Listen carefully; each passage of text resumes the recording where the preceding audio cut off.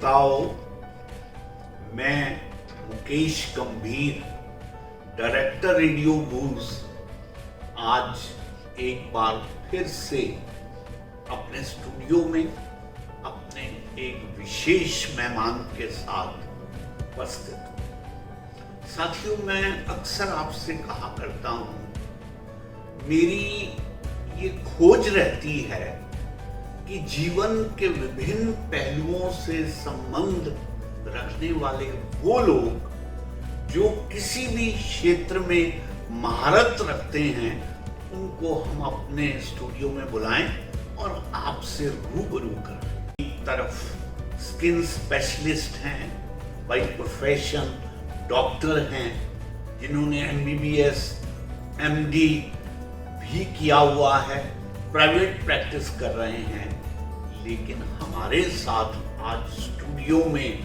ये एक शायर के रूप में भी आए हैं। मुझे जानकर और प्रसन्नता ये भी हुई कि सरदार गुरिंदर सिंह बांगा जी एक फोटोग्राफर भी हैं। तो साथियों, 3 आयामों में महारत रखने वाले ये शख्सियत आज आपके सम्मुख प्रस्तुत है।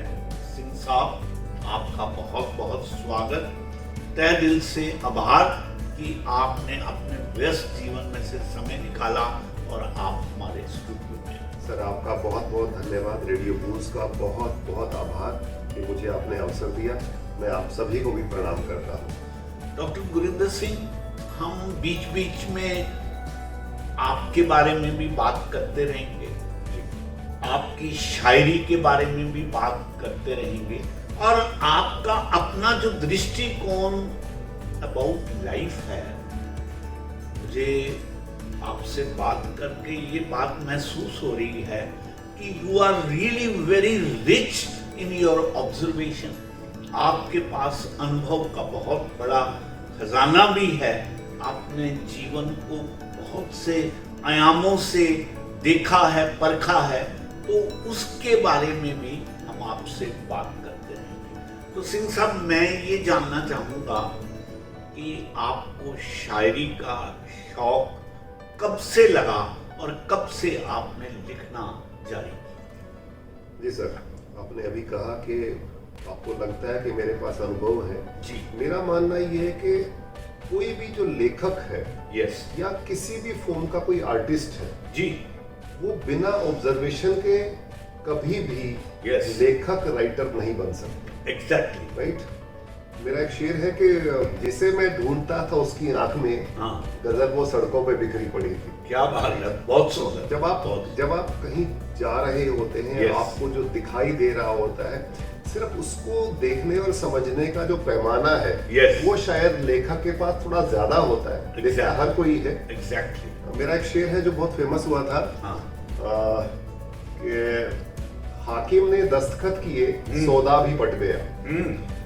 हम लोग आज सोना रोड पे बैठे हुए हैं, Yes. और तब ये फ्लाईओवर नहीं बना था, और मैं सोना क्लिनिक में भी जाता रहता हूँ। राइट, तो इस सड़क पे काम चल रहा था, ओके, और एक दिन मैंने सुबह देखा कि यहाँ पे सैकड़ों हजारों पेड़ कट गए थे। यस, ये शेर वहां से निकला था, देखिएगा हाँ, कि हाकिम ने दस्तखत किए, सौदा भी पट गया, अच्छा भला दरख्त कुल्हाड़ी से कट गया। क्या बात, क्या बात। तो मेरे ख्याल से पेड़ कटते हुए हर किसी ने देखा होगा, या, लेकिन हाँ, ये अनुभव हमें बताते हैं, और हमें लगता है कि हम उस बात को इस तरह से कहें Yes. कि सामने वाले के दिल को ना सिर्फ वो छुए, Yes. वो उस पर रिएक्ट करने को मजबूर हो के यार हमें Exactly. पेड़ बचाने भी हैं। सिर्फ Yes. काटने से सभ्यता इंप्रूवमेंट दिखाई दे सकती है, वो विकास दिख सकता है, Yes. पर कहीं ना कहीं उसके नुकसान बहुत हैं। यस। सिंह साहब, शायर हो, कवि हो, कवित्री हो, जब तक एहसास नहीं है तो शायरी या कोई भी कविता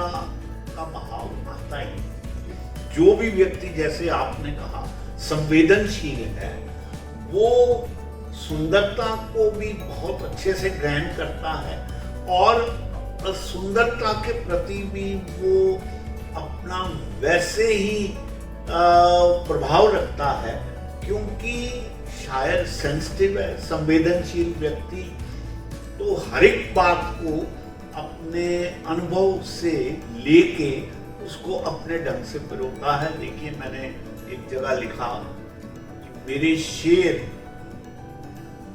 शेर शेर होंगे तुम्हारे लिए, जी मैंने तो तेरे मेरे एहसास बुदबुदाए। तो बात ये है, एहसासों को कह देना शायरी है, और वो एहसास किसी भी तरह के हो सकते हैं। और आपने बहुत खूबसूरत ढंग से ये बात कही। तो सिंह साहब, हम बात कर रहे थे कि आपकी शायरी की शुरुआत कहाँ से हुई? सर, मैं शायरी तो करीब 6-7 साल से कह रहा हूँ जी, लेकिन हाँ, लेखन और कविता मेरी बचपन से चल रही। ओके। मैं शायद 6-7 साल का था जब मैंने पहली कविता लिखी और मेरी स्कूल की मैगजीन में वो आई। जी, बहुत इमेच्योर थी, बस एक उसमें ये था कि हाँ, कहीं तुकबंदियां हैं, कुछ है, लेकिन हाँ, दिल के उद्गार जज्बा था, कागज पर आने लग गए थे। हाँ, वो शायद एक नींव पड़ रही थी आहिस्ता आहिस्ता या। कि मैं कुछ ऐसा कह पाऊँ या जो मैं समझ पाऊँ, क्योंकि जिस तरह के आप माहौल में रहते और बड़े होते हैं, वहाँ से जो आपको दिखाई देता है वो कहीं ना कहीं आपके लेखन में आता है। यस। स्कूल टाइम में बस उतनी सी रही, फिर मेडिकल कॉलेज में आए तो थोड़ा सा परिपक्वता आई।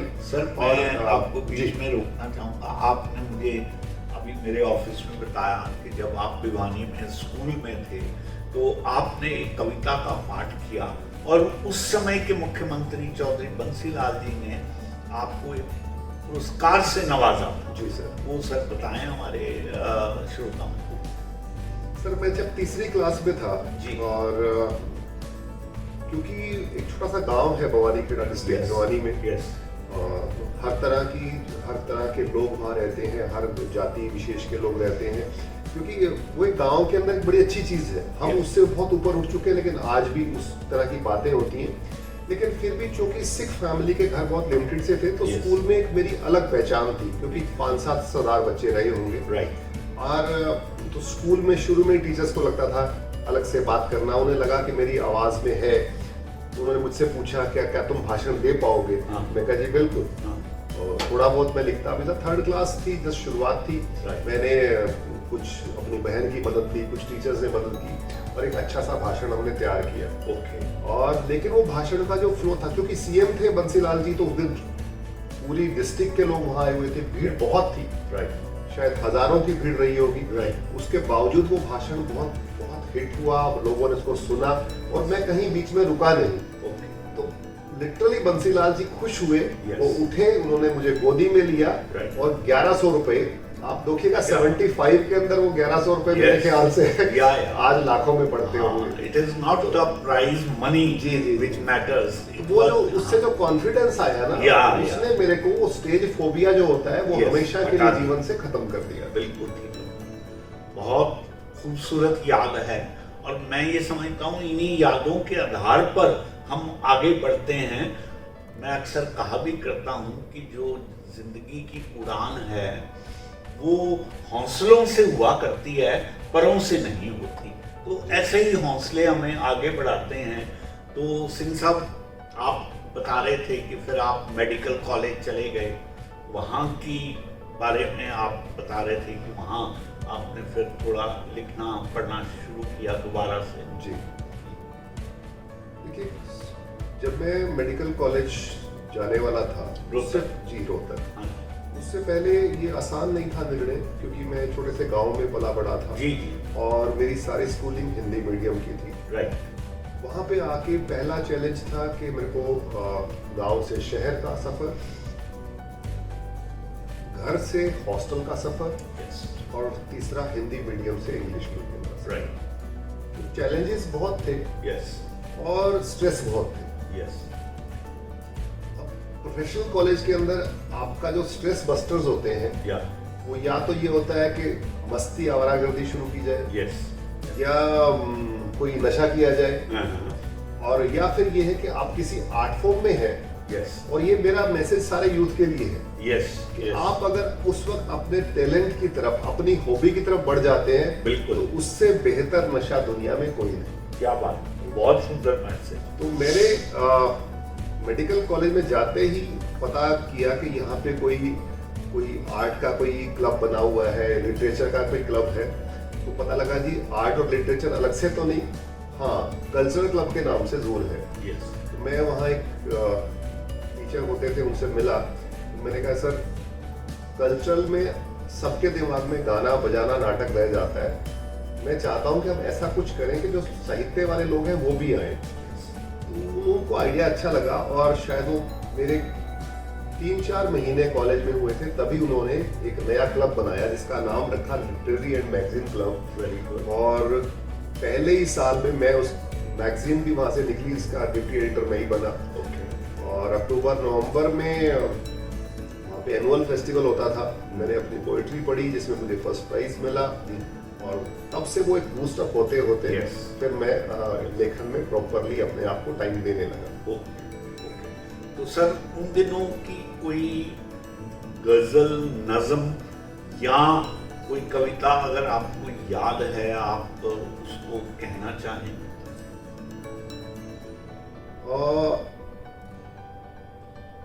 वो वक्त वो था जब आप उम्र की उस मोड़ पे होते हैं जहां आप दिली जज्बात ज्यादा लिखते हैं। यस।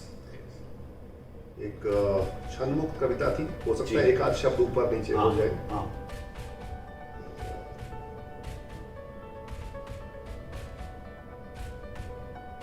तुम मासूम, तुम मासूम खामोश शांत झील सी।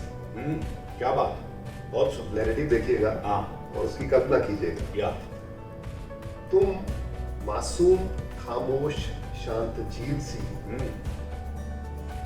मैं सख्त मिजाज पत्थर सा, मेरा अक्स तुम्हारी सतह पर उभर आया। बहुत अच्छा। मेरा अक्ष तुम्हारी पत्थर झील के किनारे है हाँ। कि मेरा अक्स तुम्हारी सतह पर उभर आया, मैंने तुम्हें छूने को अपना हाथ बढ़ाया, मेरी परछाई लहरों में खो गई, तुम झील से नदी हो गई। क्या बात, बहुत सुंदर, बहुत सुंदर। आप देखें ये जो छलकते एहसास हैं उस उम्र के, वो अपने आप अल्फाज ढूंढते हैं और आप वो सब कुछ व्यक्त करते हैं। सिंह साहब, इसी उम्र में मुझसे भी कुछ ऐसा ही लिखा गया। जी सर। और वो ये था कि तेरे आगोश में आने से पहले, तेरे आगोश में आने से पहले मुझको मालूम ना था कि खुदा को सजदे इस तरह से भी किए जाते। अरे वाह वाह वाह, मुझे बहुत खूब मालूम सर। ना था कि खुदा को सजदे इस तरह से भी किए जाते। बहुत खूब सर, बहुत। तो सिंह साहब, आप बिल्कुल खरे खरे और सच्ची बात कर रहे हैं। मुझे इस बात की बड़ी अच्छी बात लग रही है कि शुरुआत में जो भी हमारे रॉ इमोशंस होते थे उनको हम अल्फाज में डालते थे। जी सिंह साहब, हम आगे चलते हैं और जानते हैं आपकी साहित्यिक यात्रा के बारे में। तो मेडिकल कॉलेज में आपको इस बात का मौका मिला कि आप अपनी शायरी को और परवान चढ़ा पाए? जी सर, मेडिकल कॉलेज में ये मेरा पहला जो प्रोग्राम था उसमें मुझे फर्स्ट प्राइज मिला। जी। उस दिन कोइंसिडेंस होता है, कभी कभी आपके लिए किस्मत आपके रास्ते खोल रही होती है। यस। उस प्रोग्राम के जो चीफ गेस्ट थे वो आकाशवाणी के स्टेशन डायरेक्टर थे। ओके। तो उन्होंने जब मेरी पोएम सुनी जी। तो मैं उस पोएम की भी थोड़ी चर्चा कर देता हूँ हाँ, एक बार, हाँ, क्योंकि हाँ। वो तो जो मैंने आपको सुनाई वो बेसिक वो थी। जी। उन दिनों मंडल कमीशन का हाँ। जोर था और देश में बहुत कुछ हो रहा था। Yes yes. तो मेरी एक कविता है जिसका टाइटल है मनु, द्रोण और एकलव्य। ओके। और ये उस वक्त ना सिर्फ कॉलेज में, मेडिकल कॉलेज सैकड़ों हैं हिंदुस्तान में, जी। कंपटीशन होता है ऑल इंडिया लेवल पे। और उसका प्रोग्राम का नाम है पल्स, दिल्ली एम्स में होता है, हर साल होता है। ओके। तो वहाँ वो कविता बहुत हिट हुई थी अच्छा। और उसके बाद उस वक्त के हिसाब से वो चर्चा में भी रही थी। बहुत से अखबारों ने उस पर जिक्र किया मंडल कमीशन से जोड़ते हुए। जी। मतलब आज तक की मेरी शायद याददाश्त में मुझे नहीं पड़ता कि कोई कविता इतनी ज्यादा उस वक्त पॉपुलर रही हो। राइट। वक्त के साथ चीजें बदलती जाती हैं। ठीक है। तो कविता लंबी है, लेकिन मैं उसमें से कुछ पंक्तियां चाहूंगा कि आप लोग भी सुने उसको। बिल्कुल। पूरा विस्तार से उस पर नहीं जाऊंगा। उसकी शुरुआत कुछ इस तरह से हुई थी कि फलने फूलने लगा है मानो तुम्हारा विश्व वृक्ष, और करने लगा है खोखली अपने आसपास फैली मानवता की जड़ों। युग पुरुष बनने की चाह में तुमने ये क्या किया मनु, क्यों उलझा दिया हमें वर्णों जातियों के जाल में। क्यों उलझा दिया हमें इस कदर कि कभी भीष्म सा पितामह भी कर बैठता है अपमानित किसी को कहकर उसे सूत पुत्र, तो कभी धीर गंभीर द्रोण भी फंस जाता है तुम्हारे जाल में और मांग बैठता है अंगूठा एकलव्य का गुरु दक्षिणा की पवित्रता के नाम पर। क्या तो यहाँ से वो शुरुआत हुई थी। तो बीच की इसकी दो पंक्तियां हैं कि एकलव्य शायद तुम्हें नहीं मालूम, इतिहास लिखा नहीं जाता, लिखवाया जाता है आजकल, और इस इतिहास में कोई नहीं लिखेगा तुम्हारा नाम। इतिहासकारों को नहीं है फुर्सत मनुओं और द्रोणों के जाल से। बहुत तो कितना शाश्वत सत्य इसमें आपने प्रकट किया है। बहुत खूब। और इस कविता के जो अंतिम 4 पंक्तियां, ताकि वो ये ना लगे कि कविता अधूरी छूटी, तो उसको समझ पाएंगे कि तो भी डालकर इस परंपरा की नींव, जब मैंने उनको बोला है, आह्वान दिया है कि इन सबसे हटके आप देश के बारे में सोचो और बाहर निकलो, एक लीडर बन के दिखाओ, कि तो भी डालकर इस परंपरा की नींव यह सोचकर संतुष्ट हो लेना मेरे दोस्त कि हर बूंद सीप के मुंह में नहीं गिरा करती, घर छोड़कर निकलने वाला हर कोई गौतम तो नहीं हुआ करता। गौतम तो नहीं। बहुत सुंदर, बहुत सुंदर। बहुत लंबी कविता है, पर इसका इम्पैक्ट उस वक्त बहुत बड़ा था। तो इसलिए मुझे वो हमेशा लगता है कि जब भी मेरे साथ कुछ लोग जुड़े हैं तो मैं उनसे साझा करूं। बिल्कुल ठीक है। तो सिंह साहब, ये विद्यार्थी काल में किए गए साहित्यिक कुछ प्रयास थे जो आपने हमारे साथ साझे किए। अब मैं आता हूं जहां पर आपको विधिवत रूप से एक शायरी की कैटेगरी में एक शायर के रूप में जाने लगा, उसके बारे में भी हमें आप बताइए। सर, 2015 में मेरी पहली किताब आई जी। इसमें कई तरह की छंदमुक्त थी, कुछ नज़्म थी, कुछ तुकबंदियां थी। ये पगडंडियां के नाम जी, पगडंडियां के जी।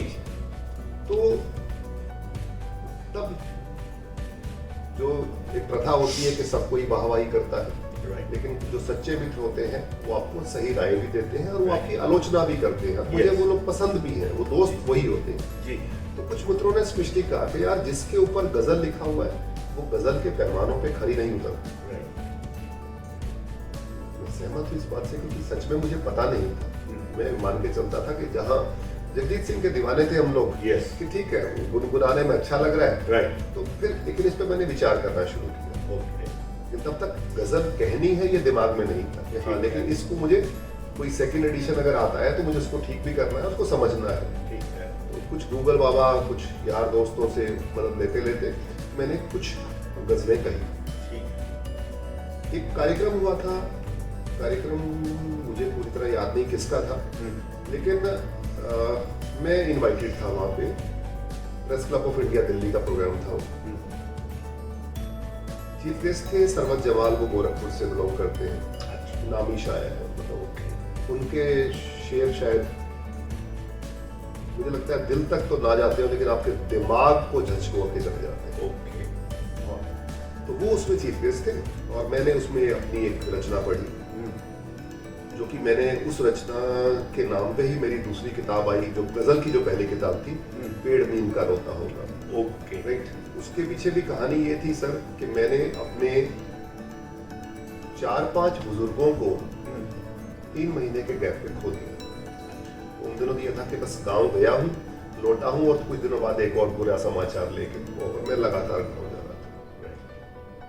तो जब मैं 4थी या 5वीं बार गया तो प्रैक्टिकली जो हमारी से पहले वाली पीढ़ी के मेरे बुजुर्ग थे वो सारे परमात्मा के पास चले जा चुके। जी। मैं जब वापस लौट रहा था अपना घर, अपना आंगन याद कर रहा था। ऐसे सोच रहा था कि अब आंगन में कौन। वहां से एक शेर निकला था, कौन आंगन में सोता होगा, कौन आंगन में सोता होगा, पेड़ नीम का रोता होगा। क्या बहुत तो उस थोट से वो एक गजल बननी शुरू हुई। आज भी सर गांव में सच्चाई ये है कि हम इस भीड़ में देख नहीं पाते, पर जो असली हिंदुस्तान है, जो 70% आबादी है, आज भी उसका सर्वाइवल बहुत मुश्किल है। बिल्कुल। बच्चे को पढ़ना हो, बच्चे की शादी करनी हो, या कोई इवन गमी भी क्यों ना हो जाए, कई बार तो उनको अपना घर जमीन या गिरवी पे रखना पड़ता है या बेचना पड़ता है। अब इस शेर को देखिएगा कि माँ कहती है रिश्ता होगा, माँ कॉन्फिडेंट है, माँ कहती है रिश्ता होगा, कल खेतों का सौदा होगा।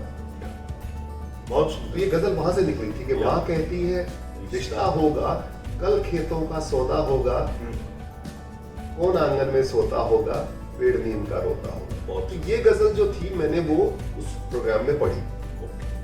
प्रोग्राम खत्म होने के बाद जो चीफ गेस्ट थे उन्होंने मुझे बुलाया। बोले यार आपकी शायरी में कुछ है, कब से कह रहे हो? मैं कहा मैं बिल्कुल नहीं कह रहा, और जो कहानी मैंने आपको बताई, मैं कहा एक आधे का। बोले कि आपकी लंबी लंबी कविताएं हैं, अब मनु द्रोण के लिए आपको 5 मिनट 7 मिनट निकालेंगे जब आप इम्पैक्ट दे पाएंगे। आप कह सकते हैं, आपकी थॉट वो है, आप बहुत कम शब्दों में अपनी बात को पहुंचाइए। तो आप गजल प्रॉपर सीखिए। मैंने कहा जी मैं किससे सीखूं, आप भी सिखा दो। तो बोले भाई मैं तो गोरखपुर का हूँ। मैंने उनको एक शब्द कहा, मैं कहा जी एकलव्य ने भी दूर से सीखा था, तो आप ही सिखा दो। तो एक तरह से वो मेरे गुरु, बाद में उनसे दोस्ती हुई, वो मेरे भाई भी हैं, वो दोस्त भी बने, घर भी आना जाना रहता है। लेकिन उनसे लकीली उस टाइम तक ये आपका वीडियो कॉल्स और ये सब सुविधाएं मिल गई थी। तो ज्यादातर हमारा इस तरह रहा कि मैं उनसे संडे आधा घंटा 1 घंटा, कभी वो यहाँ आ जाते, 1-2 बार मैं गोरखपुर चला गया। तो मेरा सफर जो है गजलों वाला 16-17 से लेके अभी तक, और इस दौरान एक थोड़ा हटके कहने की कोशिश की है। वो इश्क मोहब्बत तो कॉलेज में छोड़ आए थे, ताकि वो मैसेज, मेरा एक टारगेट रहता है कि मैं अपनी गजल के माध्यम से समाज को, अपने ऑडियंस को एक मैसेज जरूर दे पाऊं। डेफिनेटली जी हाँ सिंह साहब, जो बात आप कह रहे हैं, देखिए अक्सर ऐसा होता है कि हम लोग जिस जनरेशन में पैदा हुए हैं, हमारा शायरी कहने का मकसद सिर्फ स्वतः सुखाए रहता है, या कुछ लोगों तक अपने मैसेज को पहुंचाने का रहता है। मैं एक शेर कहा करता हूँ जी कि मेरी शायरी तुम्हारी दाद की मोहताज नहीं, मेरी शायरी तुम्हारी दाद की मोहताज नहीं है, मेरे हर शेर पर मेरी महबूब ने मुझको 100 बार चुमा। मैंने क्या लेना देना कि तुम्हें पसंद आए या ना आए, लेकिन ये बात पूरी तरह से ठीक नहीं। अगर हम शायरों की दृष्टि से देखें और भाषा विधा की दृष्टि से देखें, तो जो आपने रास्ता अडॉप्ट किया वो उचित रास्ता था। कोई ना कोई ऐसा आपको गुरु चाहिए जो आपको सिखा सके और आप आगे बढ़ सके। तो सिंह साहब, हम आपके सफर के लिए और आगे बढ़ते हैं, तो फिर जब आपको थोड़ा दुरुस्त करने वाला गुरु भी मिल गया, तो आप कुछ वो शायरी सुनाइए जो आपके हिसाब से हर एक तरह से, जो पूरी तरह से ठीक बैठती है, जो शायरी के पैमाने से आपको लगता है कि आप भी संतुष्ट हैं और आपने उस पर प्रयास भी किए हैं। तो आइए कुछ वो शायरी आपसे जी। देखिए, मैं बिलीव करता हूँ, मेरी बचपन से एक थ्योरी रही है, ऑल और नन लॉ। ये फिजिक्स का एक लॉ है। सर दोबारा कहिए। ऑल और नन। ओके। एक एक्सपेरिमेंट होता था, एक मेंढक को बांध देते थे धागे से, जी, उसको हल्का करंट देते थे, जैसे 2 मिली एम्पियर का, ओके, उससे कुछ फर्क नहीं पड़ता। ओके, फिर 4, फिर 6 और उससे कुछ फर्क नहीं पड़ता। 18 पे भी फर्क नहीं पड़ता, ओके। लेकिन जब 19 करते हैं तो अचानक से वो कूद जाता है। ओके, इसका अर्थ ये हुआ कि या तो उसको बिल्कुल फर्क नहीं पड़ता, एक्सट्रीम फर्क पड़ता है। यस, तो समहाउ मैंने अपने जीवन में उस लॉ को ढाला ओके, कि या तो मुझे कुछ करना नहीं है या फिर एक्सट्रीम लेवल पे करना, ठीक है, राइट सर? गुड, तो एक सोच के साथ था यस, कि अगर अब गजल में आया हूं तो फिर हाँ। गजल में एक्सट्रीम लेवल पे करना है। राइट, राइट, तो मैं ज्यादातर शुरू की कुछ गजलों को फाड़ के फेंक चुका हूं, जब मुझे लगा कि अब उस लेवल पे हूं जहां मैं कॉन्फिडेंस से कह सकता हूं। और इसका अंदाज ये लगाइए कि 5-6 सालों के सफर में ही फिराक साहब एक बहुत बड़ा नाम है, उनके नाम पे एक संस्था है जो फिराक की मेमोरी में हर साल एक Yes. अवार्ड देती है Yes. गोरखपुर में, यस, फिराक लिटरेरी हाँ। संस्था। फिराक गोरखपुरी के नाम से, जी, तो 2023 का जो फिराक अवार्ड है वो मुझे मिला मेरी गजलों की। क्या बात है, क्या मैं उस लेवल तक समहाउ पहुंच सका जहां बहुत कम से कम एक कॉन्फिडेंस है या कि देखिए गजल कह देना, कहते चले ना एक लंबा सफर है, या लेकिन जो गजल के जो नियम कायदे हैं यस, वो आपको डे नंबर 1 पे लाने हैं। हाँ। और उसका फल ये मिला कि आज मेरी वो पहचान है कि मुझे एक अवार्ड मिलता है, यानी कि जो नियम कायदे हैं अब मैं उसमें अपने आप को कहीं ना कहीं पाता हूँ कि हाँ मुझे आता है। बाकी स्टूडेंट मैं हमेशा रहा हूँ, हर बार नया नहीं, कुछ सीखता ठीक हूँ है, ठीक और नया जाता हूँ। जैसे आपने भी बात की, हाँ। मैंने फिराक अवार्ड के जिस दिन अवार्ड लेने गया था तो मैंने यही बात कही थी, हाँ, क्योंकि वहाँ बहुत भीड़ थी, वहाँ के लोग गजलों के चाहने वाले हैं यस, और फिराक साहब के फैन तो वैसे ही बहुत हाँ। सारे। तो मैंने कहा था जी मुझे आप लोगों की वाह नहीं चाहिए, यस, मेरा शेर आप आराम से सुने और आपके दिल से एक छोटी सी आह निकल आए, Yes. तो मैं सक्सेसफुल हो गया। Yeah. और उस रात को बहुत बहुत प्यार मिला मुझे वहां से। या तो उनमें से हम कुछ गजल कह सकते हैं जी। या एक दो शेर सुना सकते हैं। हाँ, मेरे एक दो फेवरेट शेर पहले सुनाता हाँ, हूँ। इरशाद, एक आज की हालात पे कि अच्छे लोग पॉलिटिक्स में नहीं आते, पहले 4 मिसरे उस पे देखिएगा जी, कि सदाकतों की हिफाजत से दूर जा बैठे, सदाकतों की हिफाजत से दूर जा बैठे, तमाम लोग रिवायत से दूर जा बैठे। क्या बात, है नूरा कुश्ती सियारों की और गिद्धों की, हम आदमी थे सियासत से दूर जा बैठे, हम बहुत आदमी थे सियासत बहुत से दूर जा बहुत बैठे। इसी तरह से और मेरे उससे लोगों को लगता है कि सरदार वर्ड का अर्थ सिर्फ सिख होना होता है, सरदार एक लीडर के लिए यूज होता है। तो वहां से 4 पंक्तियां कि जान देने के लिए तैयार होते ही नहीं, जान देने के लिए तैयार, जान देने के लिए तैयार होते ही नहीं, अब किसी भी कौम में सरदार होते ही नहीं। क्या बात, बहुत सुंदर, और राजमहलों को भी होती है कसीदों की तलब, राजमहलों को भी होती है कसीदों की तलब, वरना अपने मुल्क में अखबार होते ही नहीं। क्या बात, वरना बहुत अपने सुंदर, मुल्क में अखबार बहुत होते ही नहीं। बहुत सुंदर, 4 मिसरे और देखिए जी, कि खेत का जैसे ही सौदा हो गया। देखिए मैं जमीन से जुड़ा आदमी हूँ तो कहीं ना कहीं मुझे हर या, बार वो गांव की तरफ मैं लौट जाता हूँ। जी, जी, कि खेत का जैसे ही सौदा हो गया, एक पुराना जख्म गहरा हो गया, ओके, नाव वापस लौट कर आई नहीं, नाव वापस लौट कर आई नहीं, मैं किनारे पर ही बूढ़ा हो गया। क्या मैं बात, किनारे बहुत पर ही सुंदर, बूढ़ा हो गया। बहुत सुंदर, बहुत सुंदर, और समंदर मुफ्त बेचारा हुआ है, समंदर मुफ्त बेचारा हुआ है, नदी का जल बहुत खारा हुआ है। बहुत, कि हम तो बदनाम समुंदर को कर देते हैं Right. कि मीठी नदी उसमें जाके वो हो गई, पर सच्चाई है कि ये मैसेज एक बेसिकली पर्यावरण के लिए है कि Yes. समंदर मुफ्त बेचारा हुआ है, नदी का जल बहुत खारा हुआ है, मैं खुद भी अपने हिस्से में नहीं हूँ, गजब का बांका बंटवारा हुआ है। क्या बात, गजब का बहुत बांका बंटवारा हुआ है। बहुत इस तरह के बहुत से शेर हैं सर जी, जो जी, आपको जी, पसंद आएंगे। बहुत सुंदर, बहुत सुंदर। तो सिंह साहब, लिखना तो अभी भी आपका जारी है जी। कुछ आज के माहौल पर आपने कुछ अशार लिखे? जी मैं आपको गजल सुनाता हूँ, जी, आप देखिएगा वो आपको लगेगा कि वो आजकल की बातें हो रही हैं, ऐसे बहुत से हैं लेकिन जी, जो सामने आ गए। हाँ, पूंजीपतियों और ऊंचे कारखानों के लिए। पूंजीपतियों और ऊंचे कारखानों के लिए कुछ नए ऐलान होंगे फिर किसानों के लिए। और जो हुकूमत बाढ़, सूखे, बर्फ पर खामोश थी, जो हुकूमत बाढ़, सूखे, बर्फ पर खामोश थी, आजकल बेचैन है शाही मचानों के लिए। आजकल बेचैन है शाही मचानों के लिए। और ये देखिएगा, हर कोई इससे रिलेट करेगा कि ऐश में डूबी सियासत, और ये किसी एक पार्टी है उसकी बात नहीं है, हर बार सरकारें बदल जाती हैं, हर बार वही लोग आते हैं।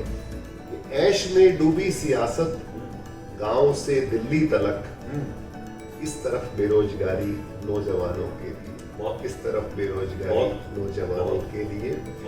और इसलिए मेहनत कशों की भीड़ है फुटपाथ पर। सड़क से उतरिएगा, हर जगह लेबर चौक बन गए हैं। इसलिए मेहनत कशों की भीड़ है फुटपाथ पर, कर्ज मिलता ही नहीं कच्चे मकानों के लिए, कर्ज मिलता ही नहीं कच्चे मकानों के लिए। और पंख के सपने यहाँ बांगा किसी ने बोए फिर, पंख के सपने यहाँ बांगा किसी ने बोए फिर, लोग फिर तैयार हैं ऊंची उड़ानों के लिए, लोग फिर तैयार हैं ऊंची उड़ानों के लिए। तो सिंह साहब, कहाँ आपको अपनी शायरी पढ़ने का जो है मौका मिला? सर, मैं जितना मुझे वक्त मिलता है जी, हर 2-3 महीने में दिल्ली एनसीआर में तो मेरे ख्याल से हर महीने 1 या 2 गोष्ठियों में या मुशायरों में जाता रहता हूँ। ऑल इंडिया लेवल पे मैं उदयपुर एक बड़ा फेमस मुशायरा पढ़ चुका हूँ, पिछले दिनों गोरखपुर, इसके अलावा रायबरेली। अभी फिरोज साहब की याद में जो प्रोग्राम हुआ था गोरखपुर में। लखनऊ लिट फेस्टिवल में मेरा स्पेशल प्रोग्राम किया गया था लास्ट ईयर नवंबर में, और बहुत अच्छी ऑडियंस थी। लिटरेरी फेस्टिवल में एक्चुअली गेस्ट आते ही वही हैं जो सुनना चाहते हैं जी। इसके अलावा आकाशवाणी हर साल 3-4 प्रोग्राम मिल जाते हैं, इसमें जाने को मिल जाता है। 1-2 बार दूरदर्शन पे, अभी पिछले दिनों जी न्यूज़ पे कार्यक्रम किया। इस तरह से सर, जहाँ मुझे बस एक ये लगता है कि जहाँ मुझे लगता है कि मेरे को एक मैच्योर ऑडियंस मिलेगी, मैं कोशिशें करता हूँ कि मैं वहाँ के लिए वक्त हमेशा निकालूँ। और ऑनलाइन कोविड ने सिखा दिया, वो चलता ही रहता है, हर 15 दिन में 10 दिन में कोई ना कोई कार्यक्रम चलता रहता है। तो सिंह साहब, मैं इससे पहले कि हम आज के इस इंटरव्यू को वाइंड अप करें, मैं ये जानना चाहूँगा कि आपकी ये पुस्तक मेरे सामने है, पत्थरों पर इबारत। मैं ये जानना चाहूँगा कि इसके अतिरिक्त आपने जो पुस्तकें लिखी हैं उनमें क्या क्या आपने लिया है? अशार हैं, गज़ल है, या आपने रुबाई लिखी है? इसके बारे में थोड़ा हमारे श्रोताओं को बताइए। सर, मेरी पहली जो किताब, जैसे मैंने जिक्र किया था कि वो आई थी पगडंडिया के नाम से 2015 में, उसमें मेरी 1-2 गीत हैं, छंद मुक्त रचनाएं ज़्यादा हैं, कुछ नज्म है, और वो छंद वाली शायरी जिसे मैं गज़ल कहता था, लेकिन वो गज़ल नहीं थी, वो मैं एडमिट करता हूँ, उसको हमने बाद में ठीक किया जी। और उसका इस किताब का 2nd एडिशन बहुत जल्दी आने वाला है। राइट। इसके बाद सर, क्योंकि मैंने आपको बताया था कि मेरे को फोटोग्राफी का भी शौक है। ठीक है। जैसे आप बात कर रहे थे कि आपका एक शेर था, अभी आपने पढ़ा था कि इतनी लंबी बात दीवानों में नहीं हो पाती जो 1-2 कह जाती है। हाँ, हजारों लफ्जों के दीवान कौन पढ़ता है जी। कोई दिल को छूती बात हो तो कह जाओ। बिल्कुल सर, मैं क्योंकि शायर भी हूँ और मैं फोटोग्राफर भी हूँ, तो किसी भी विधा को कम नहीं करते हुए, लेकिन इसमें एक और बात है सर कि आपके 1000 शब्द कभी कभी वो नहीं कह पाते जो एक फोटोग्राफर फोटोग्राफ से कह रहा है। तो कहीं ना कहीं मुझे लगता था कि कभी कभी कुछ बातें इस माध्यम से होनी चाहिए। सर, मेरी जो दूसरी किताब आई, it's a coffee table book, बहुत सुंदर प्रिंटिंग की है मेरे पब्लिशर ने। उसका नाम से पता लगता है कि तस्वीर से कलम तक। उसमें करीब 40-45 मेरे अपने फोटोग्राफ्स हैं जो मैंने देश विदेश घूमते हुए लिए, और उसमें मुझे लगा कि ये एक मैसेज देने वाला है। उसमें सामने के पेज पे उसी फोटोग्राफ से रिलेटेड पोइट्री है। ठीक। और उस पोइट्री में चार पंक्तियों में या तो मुक्तक है या एक पतला एक शेर है, या। और उसको नीचे उर्दू अनुवाद किया गया है। ओके। वो हिंदी और उर्दू दोनों में था। ठीक है। इसके बाद सर फिर जो किताब आई, जैसा अभी बातचीत में भी कर रहे थे, मेरा गजल संग्रह है, वो प्योर गजल संग्रह है, वो था पेड़ नीम का रोता होगा। ओके। और अभी रिसेंटली इस साल ये किताब जो आपके हाथ में थी अभी, जी। पत्थरों पर इबारत, ये भी गजल संग्रह है और ये 2023 में ही आया है। Right. और इसमें भी 81 गजलें हैं इसके अंदर। बहुत। इसके अलावा अभी आने वाले 3 या 4 महीनों में पगडंडिया का सेकेंड एडिशन आने वाला है। छंद मुक्त कविताओं की दूसरी किताब आने वाली है, अभी उसका नाम तय नहीं हुआ, बाकी सब कुछ तय हो चुका है। Right. और तीसरा गजल संग्रह आने वाला है, तो ये अगले 6 महीने के कुछ प्लान्स मेरे सामने हैं। तो श्रोताओं, ये थे डॉक्टर गुरविंदर सिंह। आप स्किन स्पेशलिस्ट भी हैं, आप फोटोग्राफर भी हैं, एक शायर भी हैं, और बाकी जो कुछ अल्फाज में कहा जा सकता है वो डॉक्टर साहब ने हमारी बातचीत में आपके सम्मुख प्रकट किया। जो प्रकट किया वो कम है और जो रह गया वो कहीं और ज्यादा है। साथियों, हम प्रयास करेंगे कि आने वाले समय में डॉक्टर साहब को अपने साथ जोड़ के रखें और कई प्रोग्राम्स में हम इनसे शिरकत करवाते रहें, ताकि आप इनके उन पहलुओं को भी जान पाएं जो अल्फाज में अब तक नहीं कहे गए। इन शब्दों के साथ डॉक्टर साहब का आभार प्रकट करते हुए और आपको धन्यवाद देते हुए हम आपसे इजाजत लेंगे। आपका बहुत बहुत शुक्रिया, बहुत बहुत आभार, धन्यवाद, शुक्रिया। आप सभी को धन्यवाद।